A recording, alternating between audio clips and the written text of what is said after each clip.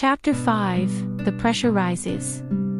The silence that followed Marcus's message was deafening. He sat at the table, staring at his phone, hoping the notification sound would break the tension building in his chest.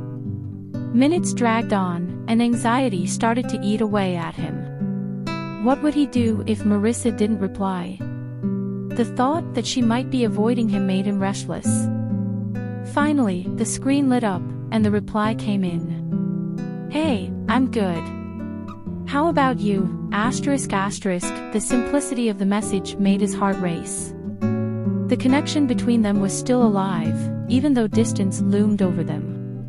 "Just thinking about you," he replied, hinting at a moment of vulnerability. "I miss you." The next few minutes felt like hours as he waited for her response. The weight of expectation was almost unbearable. Finally, his phone buzzed again. "I miss you too. It's hard being away from you."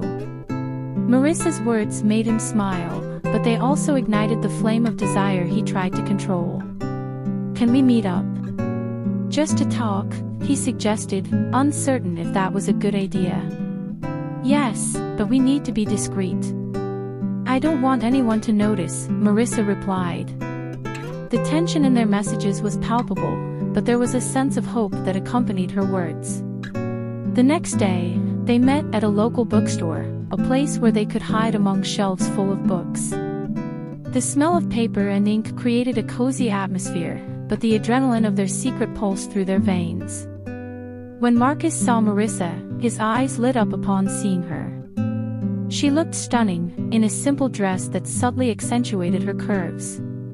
"Hey," she said, a nervous smile on her lips. "Good to see you." "You too," he replied as they sat at a corner table. "We need to talk about what's going on between us."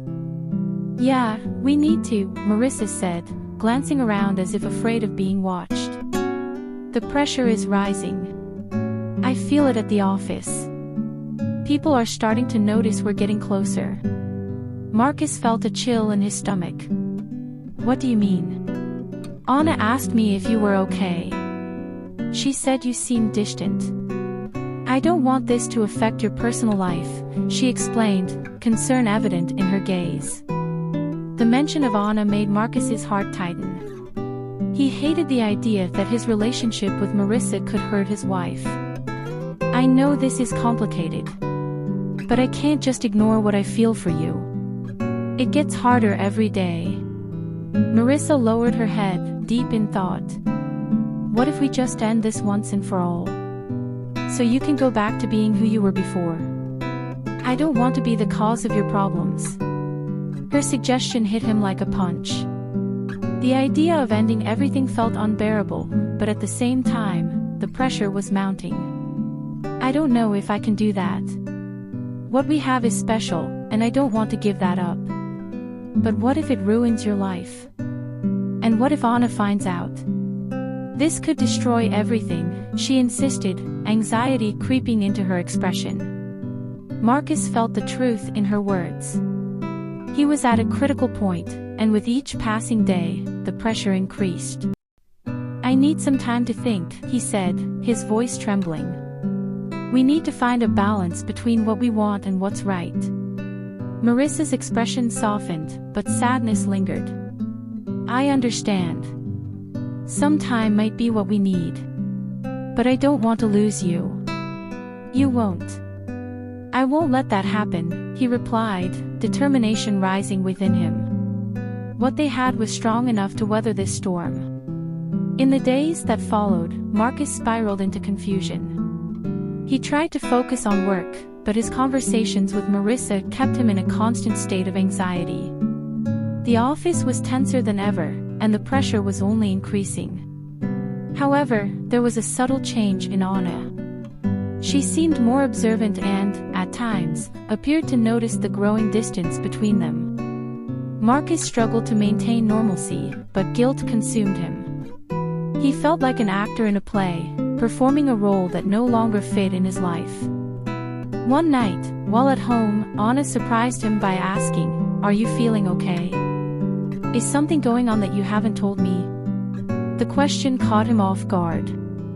He knew he should be honest, but he feared what it might cause. "I'm fine, just a lot of work."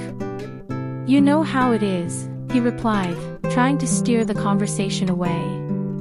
She watched him for a moment, as if trying to decode a complicated puzzle. "You know you can tell me anything, right? I just want you to be happy." Marcus felt the pain of the lie he was living.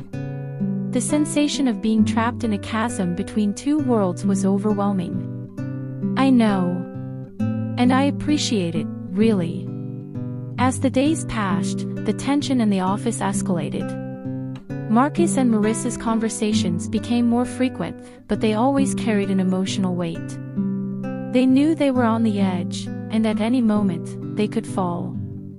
One afternoon, while reviewing a case, Marissa approached him. "We need to be more careful.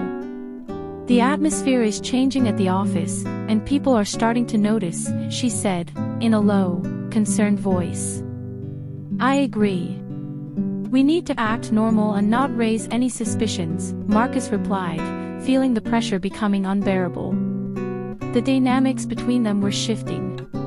The passion still burned, but now there was a layer of concern that hadn't been there before.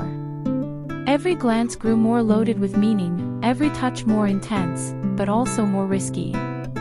That night, after a long day, Marcus decided he needed some time to reflect. He sat at his desk, the lamplight casting shadows around the room. He looked out the window, watching the city lights shine in the darkness. The life that once seemed so clear was now shrouded in uncertainty. He recalled Marissa's words about finding a balance. The life he was living was becoming unsustainable. The pressure was mounting, and he knew he had to make a decision. With each passing day, the tension only increased, and he felt more distant from everything he knew. So he decided to send a message to Marissa. "We need to meet.